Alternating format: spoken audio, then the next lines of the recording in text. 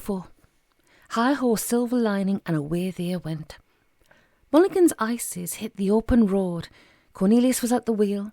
Anna and Tuppe were gutting the van and chucking all the bits and bobs out through the serving window. Now, it could well be argued that this might better have been done back at the Murphy residence. Possibly so, but it wouldn't have been nearly so much fun.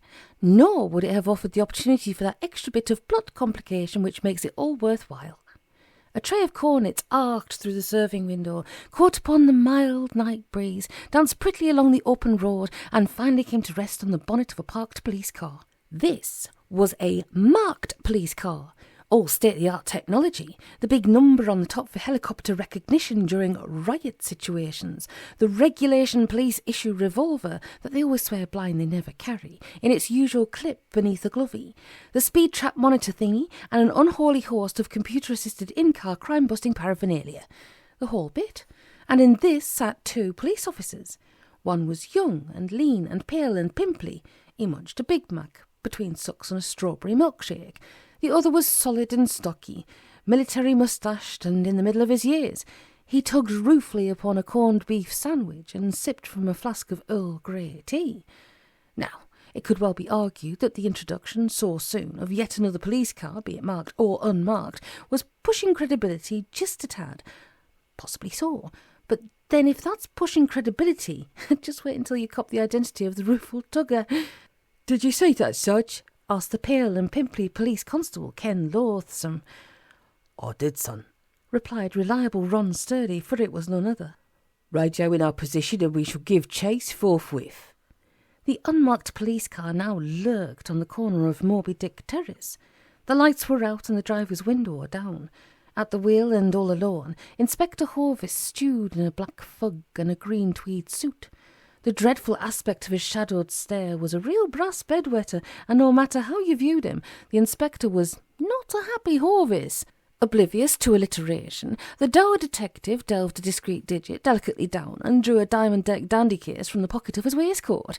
Flipping this open with a practised thumb, he teased out a hand-rolled cigarette, tucked it between his lips, and prepared himself to be oblivious to pseudo-Shakespeareanisms also. For lo, within that darkling car a match did flame, and swiftly fled sleek plumes of smoke as wraiths towards the star-strewn canopy of night. Oblivious also to the ever-present possibility of ruination to his career, Inspector Horvis drew deeply on his tailor-made. Savouring his favoured blend, Virginia plain, cut with ambergris, dried persimmon, flaked peyote button, and Egyptian hashish, and a quiet taste, but a really decent blow once you'd had a measure of its mellow fruitfulness. And Inspector Horvis had.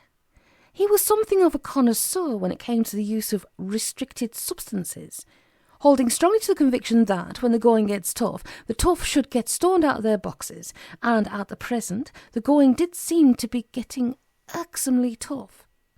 Relocated to Portakabin Purgatory, bereft of reliable Ron, banged up with a 17-year-old pragmatist, and now this here. Horvis glared out at the night. Here of all places, back here in bloody Brentford. With the entire metropolitan district and most of the known world to choose from, with crime rampant up every street and down every alleyway of every town and every city, with criminals hailing from the far-flung corners of God's good earth, why did he always end up here in bloody Brentford? Of course, Horvis could find no specific fault with the borough. Who could? The cradle of civilization, hub of the known universe. "When a man is tired of Brentford, he is tired of life," as Samuel Johnson actually wrote. No, you couldn't knock the place, not really. But, be all that as it may, and very well it may be, Inspector Horvis was sick at the sight of it.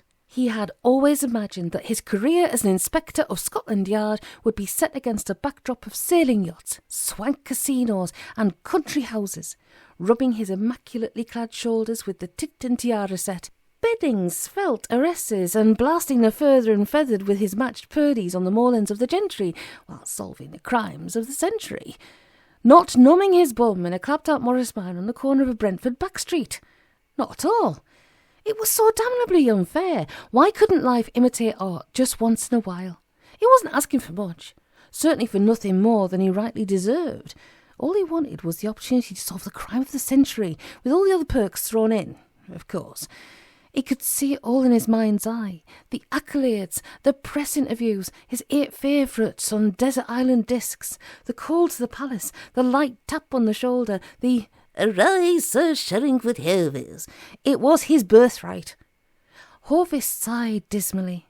Of course, to solve the crime of the century, that crime had to be committed first, and the chance of it being committed in Brentford was somewhat less than likely. Following Mulligan home had been a waste of time. Curious though the recovery of the Godolphin diamonds had been, their theft is 80-year-old news. Were they part of something? That ever-elusive big one? Horvis shrugged. Probably not. He'd give it another 15 minutes on the off chance, then he'd off home to bed. Inspector Horvis offered up another heartfelt, finished his smoke and flicked the butt end into the street. "To paraphrase the dying words of the late lamented king," said he, "bugger Brentford."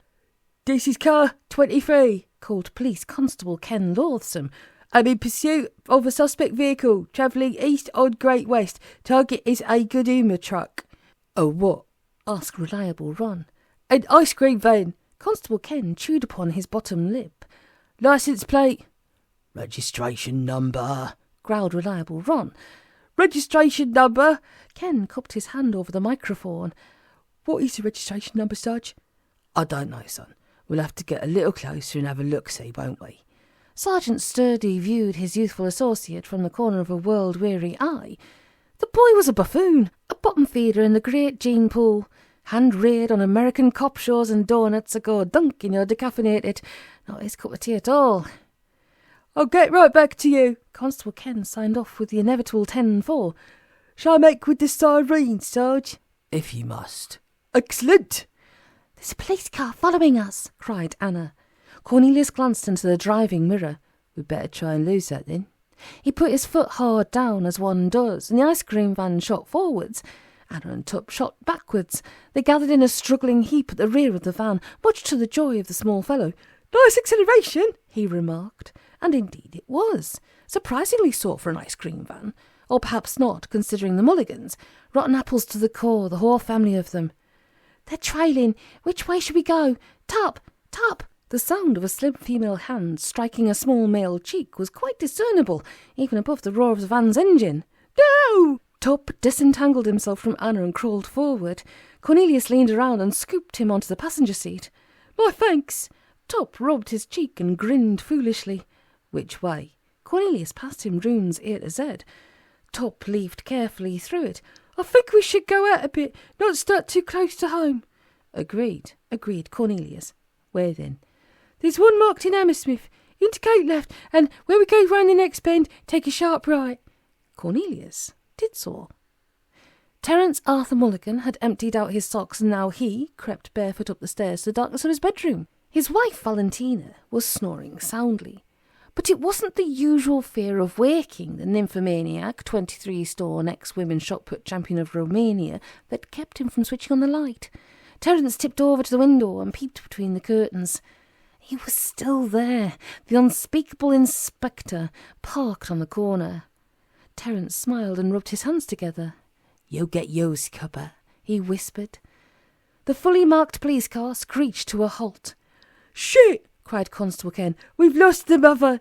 "I'm well aware of that, son, and kind of keep the language down." "Sorry, Sarge. So, what should I do? Call for backup? Get your chopper in here?" "I would suggest you put the car into reverse.